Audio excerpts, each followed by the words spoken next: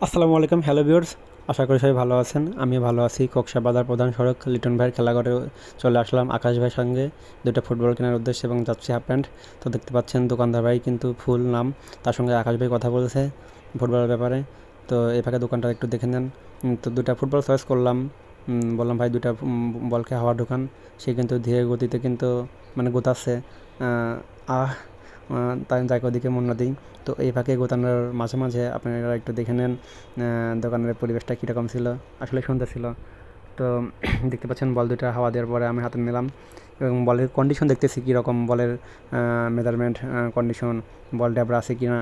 তো কীরকমভাবে বল দুটো আসলে চেক করলাম। আসলে বল দুটো ভালো ছিল, তার জন্য এই বল দুটাই সিলেক্ট করলাম। তো এবার আসলাম যাচ্ছি পালা, যাচ্ছি হাফ প্যান্ট।